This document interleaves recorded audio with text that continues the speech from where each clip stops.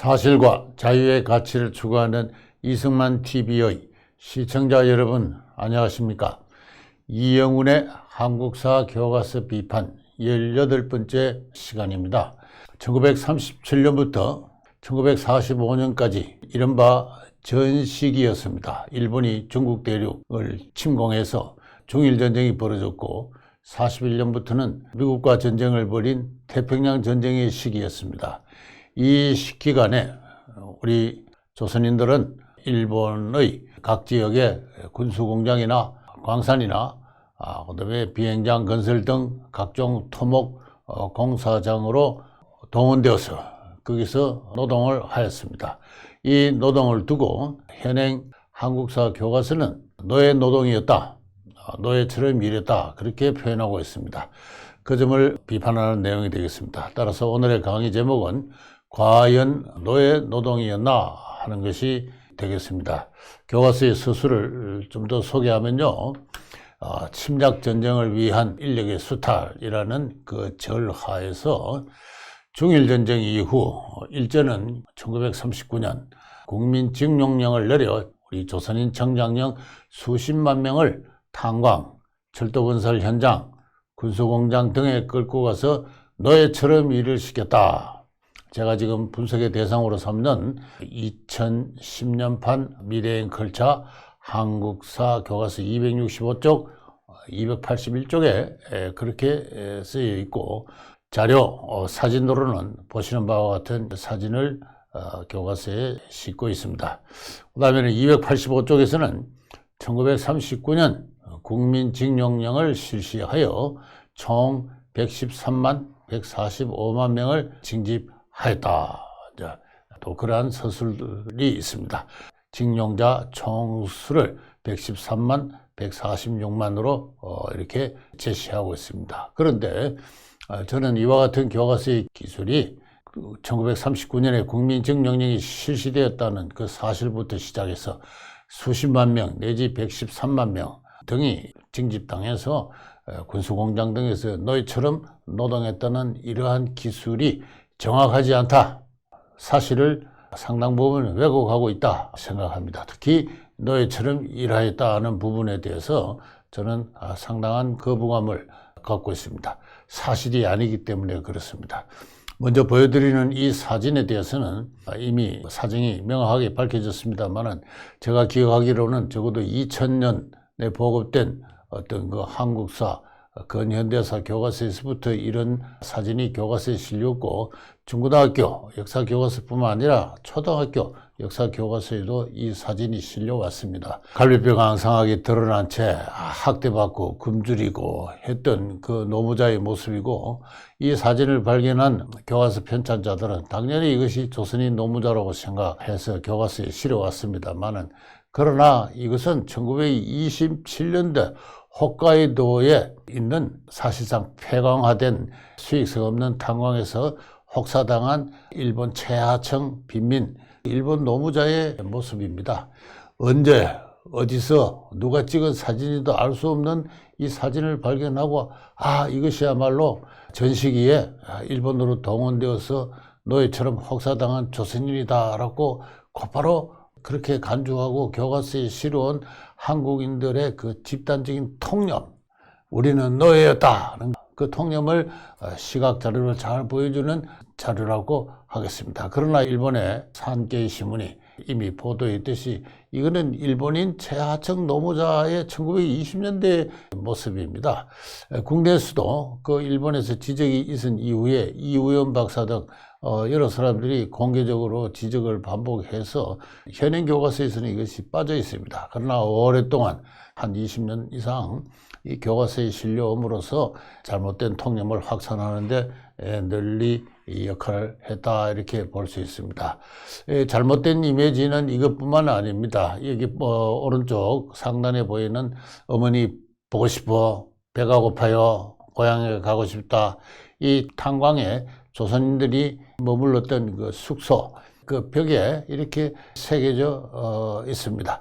조선인 광부들의 집단 숙소의 벽에 쓰여진 이 낙서가 당시 강제로 동원되어서 노예처럼 혹사당했던 조선인의 그 좀 비참한 실정을 나타낸다. 그러나 이것은 1965년도 일본과의 국교가 정상화되자 일본의 조청년이라고 친북 조선인 단체에서 이 한일 국교 정상화를 일종의 방해할 공작의 일원으로 매국노 을사오적에 가는 영화를 만들면서 일본의 탄광지대에 내려가 가지고 홍보 영화를 촬영을 하면서 제작자가 벽에다가 인위적으로 써놓은 것입니다. 조작된 것이죠. 영화 촬영을 위해서. 이것이 이후에 명백하게 밝혀졌습니다. 그 밑에 사진은 역시 잘 알려진 사진입니다만 군함도라는 국내에서 개봉된 몇 년 전에 개봉된 영화가 있죠. 그 영화의 그 광고를 위해서 미국 뉴욕의 타임스퀘어 광장의 광고판에 게시된 조선인 노무자의 그 비참한 상황, 노예와 같은 비참한 상황을 광고하기 위한 사진이었습니다. 그러나 이 사진은 1957년도 일본의 한 사진작가가 촬영한 일본의 오늘날 구주 지역에 역시 폐광에서 석탄의 잔맥을 캐고 있는 일본의 최하층 빈민의 모습을 대상으로 한 작가의 어떤 그 예술 작품으로 남은 것입니다. 그런데 이것을 모대학 교수가 이것이 일제하에서 전시동원 체제의 조선인 모습이다 해서 뉴욕에서까지 가서 그 세계적 명소에다가 이 군함도 영화 광고 영상으로 사용하기도 했던 것이죠. 일본 작가의 항의가 있고 해서 이 사진이 오류의 자료임이 밝혀지고 관련자는 사과를 하고 있던 그 해프닝이 벌어졌던 걸 잘 알고 있습니다. 오른쪽은 지금도 저 용산역 광장에 서 있는, 용산역뿐만 아니라 부산에 내려가면은 부산 영산관 앞에도 서 있고 전국 곳곳에서 오늘날의 그 민노총이 그 건립을 추진하고 있는 전시기에 징용된 조선인 노무자의 갈비뼈가 앙상하게 드러난 그 모습입니다. 입고 있는 작업복만 좀 틀릴 뿐이지 조금 전에 보여드린 이 사진에서 원 이미지가 따와졌으면 어느 정도 이 사진을 익숙히 접해온 한국인으로서는 당연히 상상할 수 있는 그와 같은 이미지입니다. 이런 이미지를 지금도 만들어서 각 지역에 건설하고 있는 좌파 세력들의 그 역사 선전의 현실이라고 하겠습니다. 그러나 당시에 남겨진 여러 사진들이 있습니다. 이 두 사진은 노무현 정부 때 과거사 청산 작업을 하면서 일본으로 징용된 사람들로 하여금 그들이 소지하고 있는 각종 자료를 제출케 하고 그들에 대해서 소정의 피해를 보상하는 과거사 청산 작업에서 진상규명 작업에서 그들에게 약간의 금전적 보상을 행했던 그 당시에 수집된 자료들입니다. 이 자료들을 보면은 조금 전에 보이는 그와 같은 어떤 그 갈비뼈가 앙상하고 혹사당했던 모습이라기보다는 오히려 이 단체 사진을 찍는 조선인의 청년들의 모습에서 어떤 의미에서는 전시기에 나름대로 주어진 역할에 충실한 건장한 신체에 위풍당당한 어떤 전사로서의 모습까지도 읽을 수 있다고 지적되고 있습니다. 이렇게 단체 사진뿐만 아니라 주말이 되면은 각 개인은 마을로 내려가서 사진관에서 기념 촬영을 하기도 했습니다. 그렇게 남겨진 자료가 사진첩으로 이렇게 발간돼 나왔는데 그걸 보면은 대체로 건강 상태나 영양 상태가 양호한 그리고 일본식의 어떤 그 제복을 입은 전사풍의 사진들이 소중히 보관되어 왔음을 알 수가 있습니다. 당시에 남겨진 어떤 사진들과도 배치되는 여러 가지 노예 군상의 이미지가 그동안 조작되어 왔고 또 그것이 교과서에까지 실려서 국민교육의 일환으로 널리 국민적 상식으로 보급되어 왔다는 것입니다. 그 점을 우리 이승만 TV에서는 반일종족주의라는 책에서 그리고 후속편 반일종족조화의 투쟁이라는 책에서 지적해 왔고 관련 동영상 강의도 이훈현 박사를 또는 주익종 박사 등을 비롯한 여러분이 나와서 여기서 강의를 한 적이 있습니다.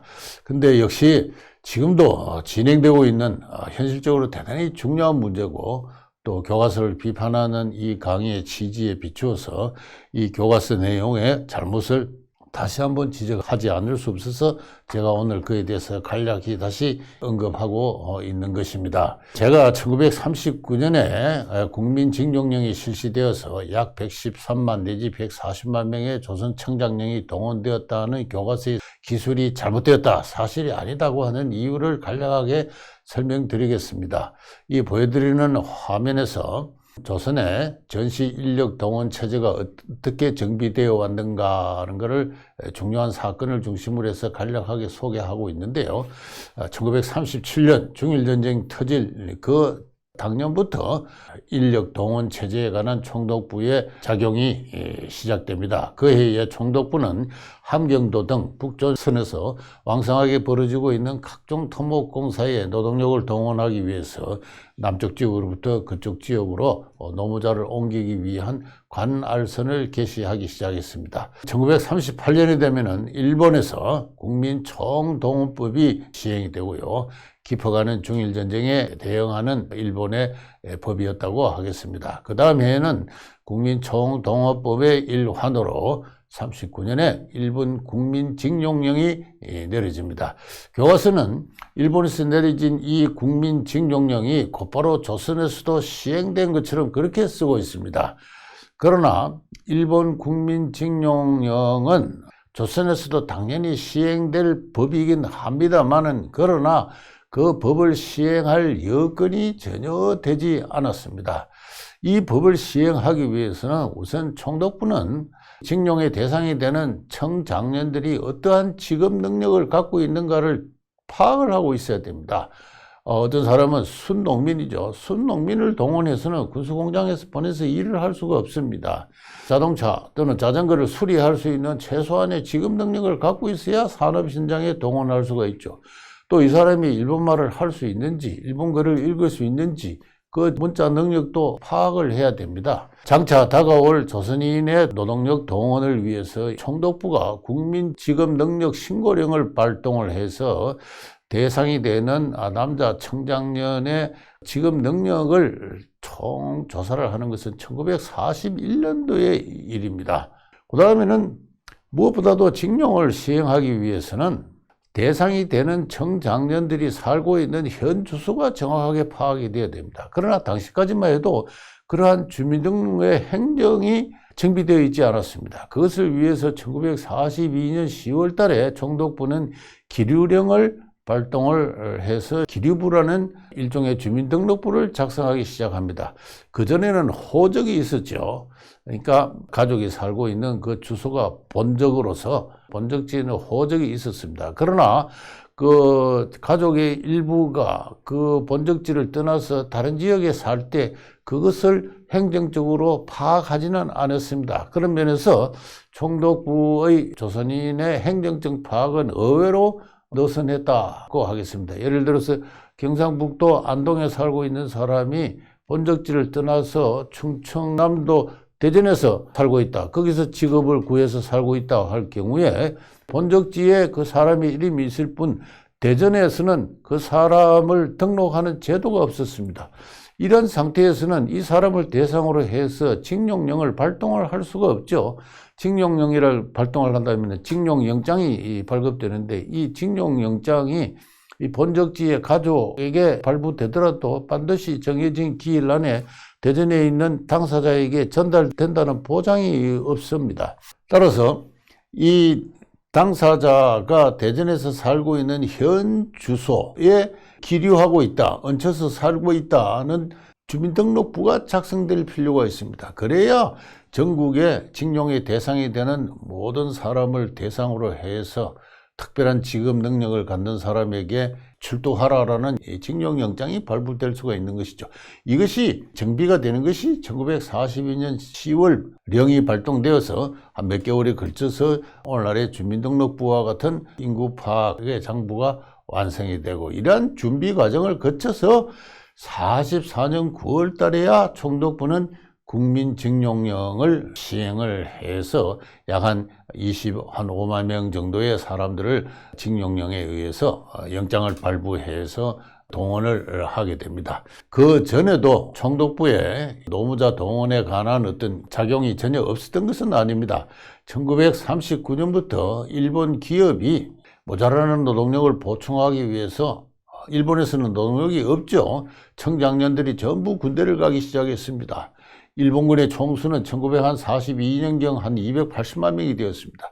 나중에 태평양 전쟁이 깊어감에 따라서 1945년에는 건 500만에 달하는 대군이 됩니다만은, 따라서 산업 현장에 있던 일본의 청장년들은 대부분 군으로 가게 되고, 그 비계된 큰 인력 부족의 공백을 메우기 위해서 일본 기업 스스로 조선으로 건너와서 조선인 노무자를 모집하기 시작을 합니다. 이게 39년인데 이때 총독부는 편의를 제공합니다.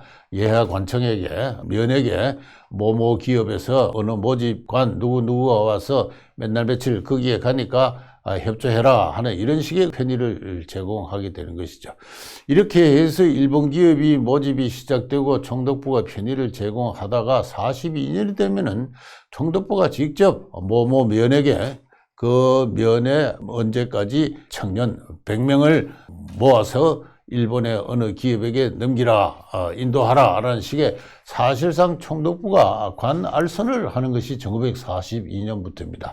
그러나 모집이든 관알선이든 이건 기본적으로 일본 기업과 그리고 조선인 청장년들과의 노무계약 관계입니다. 노무계약 관계고, 거기에 조선 총독부가 편의를 제공하다가 나중에는 직업 알선의 기능, 노동 시장의 어떤 그 중개 기능을 이제 하기에 이르는 정도입니다. 이것이 이제 동원의 실태이기 때문에 교과서에서처럼 1939년에 국민징용령이 발동이 되어 가지고 그해부터 마침 조선인 청장년들이 강압적으로 동원이 된 것처럼 이렇게 서술하는 데에는 많은 문제가 있고, 그 총수가 어느 정도였느냐 하는 것은 결론적으로 말씀드리면 이 표에서 보듯이 도항자가 있습니다. 도항자는 일본으로 건너간 조선인 총수를 말하는 것이고, 그 다음에 노무동원 도항자가 있습니다. 이것은 조금 방금 말씀드렸듯이 일본 기업의 모집, 그리고 조선 총독부의 관알선, 그리고 44년도에 시행된 징용, 이 세 가지를 합한 것을 여기서는 노무동원이라고 표현했는데요.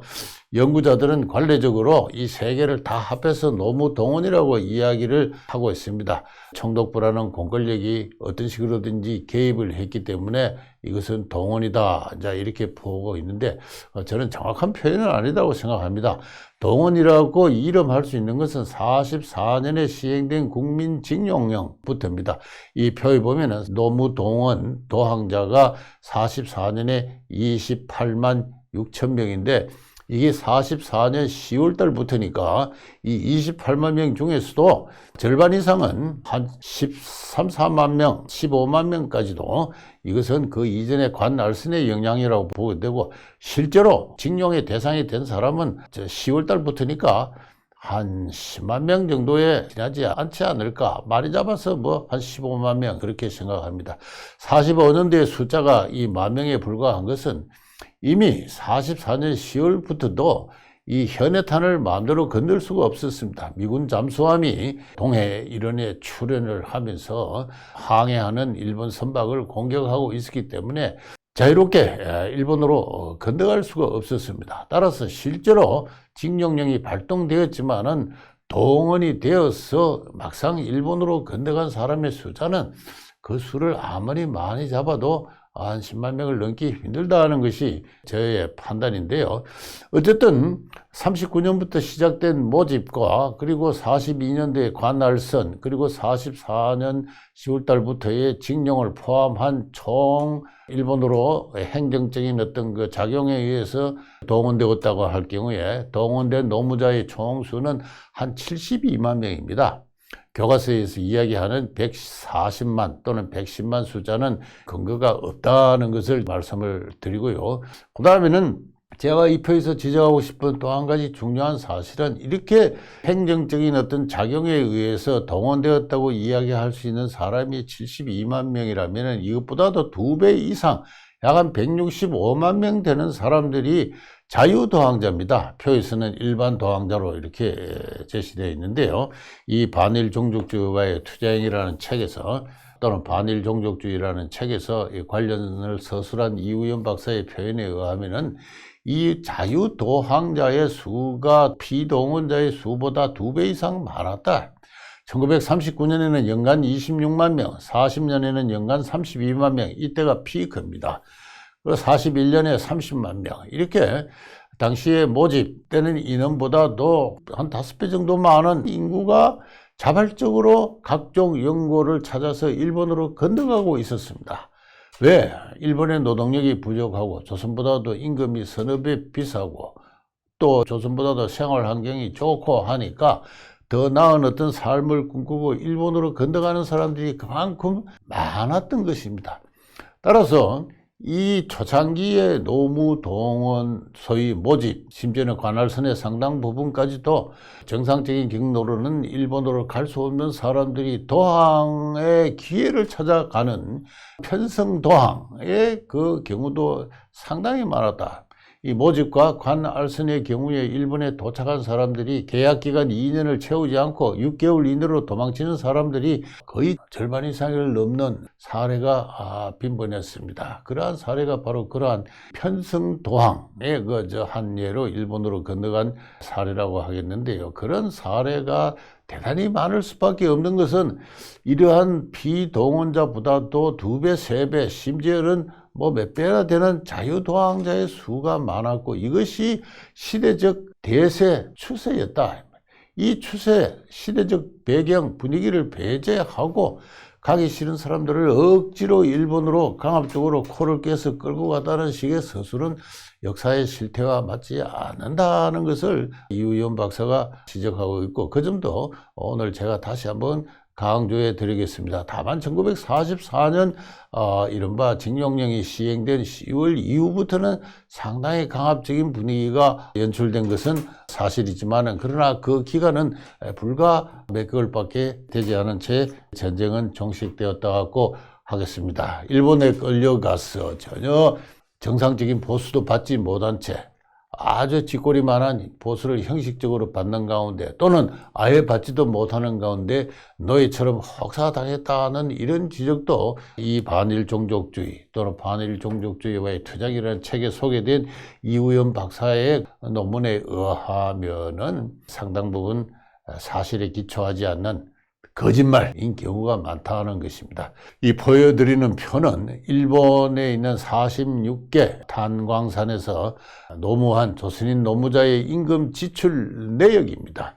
1940년의 경우 월임금 총액은 한 71엔 정도 됐습니다. 이 71엔이 어떻게 지출됐는가 보면은 식대로 공제된 것이 15엔, 저금으로 공제된 것이 13엔, 기타 11엔 이렇게 해서 40여 엔이 공제되었고 나머지 30여 엔이 당사자에게 지급됐는데 이 당사자는 그중에 24엔을 조선의 본가로 송금을 했다는 것입니다. 44년을 보면은 월임금은 평균 150엔이었는데 그중에 식대, 저금, 기타로 공제된 것이 88엔이고 본가 송금이 40엔이고 나머지 22엔 잔액인데 이것은 본인의 월 용돈이 되는 것이죠. 특히 주말이 되면은 가까운 마을에 가서 팥죽을 사 먹거나 영화관에서 영화를 보거나 또는 사진관에 들어서 사진을 찍거나 또는 흔하게 있었던 일입니다만은 동료 광부들과 숙소에서 노름을 벌리거나 이런 개인의 그 용돈으로 썼습니다. 따라서 일본 46개 탄광산 전체에서 노무한 한 수천 명의 조선인 노무자의 평균적 실태가 이러했을진데 그들이 전혀 임금을 받지 못한 채 노예처럼 심하게 채찍에 휘둘려가면서 혹사당했다. 배가 고파요. 이렇게 조금 전에 소개해드린 사진에서 낙서를 남길 정도의 비참한 생활은 아니었다. 그 낙서 자체는 후대에 조작된 것이다. 왜 한국인들은 스스로 이와 같은 노예 기억을 창출하면서 그것을 가지고 끈질기게 일본을 비판하고 일본에 대해서 청구권을 요구하는 근거로 삼아왔을까요? 독립국이 되고 그리고 일본과의 지지한 협상을 통해서 1965년 양국 간의 국교 정상화가 이루어지고 그때 이루어진 양국 간의 협약에 의하면은 각 개인이 일본 기업이나 정부에 대해서 갖고 있는 청구권은 영원히 이를 청산한다 하면서 일본 정부가 3억 불을 제공을 했고, 그리고 그 일본에서 받은 청구권 자금을 가지고 1975년에 박정희 정부가 1차 민간이 갖고 있는 청구권을 청산한 적이 있고, 그것이 미진하다 해서 또 2000년대에 들어오면 노무현 정부가 다시 한번 이것을 지급했습니다만은, 지금도 많은 사람들이 일본에서 돌아올 때 일본 기업에 남긴 약간의 미불금을 근거로 해서 일본 기업에 대한 그들의 청구권을 계속 주장하고 있는 그 심성의 근거에는 무엇이 있을까요? 무엇이 있을까요? 저는 오늘 그 점에 대해서는 이야기를 하기를 힘듭니다만은, 이 반일 종족주의 또는 반일 종족주의 투쟁이라는 책에서 저는 바로 이것이 종족주의적 적대감, 정오, 편견, 그리고 그것에 편성한 가없는 물질주의적 욕망, 그리고 아직도 대한민국 국민으로서의 스스로 자존심을 확보하고 있지 못하는 식민지 노예 근성, 그런 것들이 작용하고 있지 않는가. 그래서 바다 건너 일본 법정에다가 소송을 제기하고 있는 것은 독립국의 국민으로서 온당한 행동이 아니었습니다. 그리고 각종 자료를 볼 때 그들이 전혀 아무것도 지급하지 못했다는 것은 사실이 아님이 명확히 드러났습니다. 그럼에도 불구하고 피동은 당사자나 또는 여러 운동단체에서 끊임없이 일본 기업에 대한 청구권을 주장하고, 지금도 법적 투쟁을 멈추지 않고 있는 그 집단 심성의 배경, 그 집단 심성의 깊은 구석에 종족주의적 적대감이 남아있음을 다시 한번 상기해 드리고자 합니다. 오늘의 이야기는 여기서 마치도록 하겠습니다. 경청해 주셔서 감사합니다.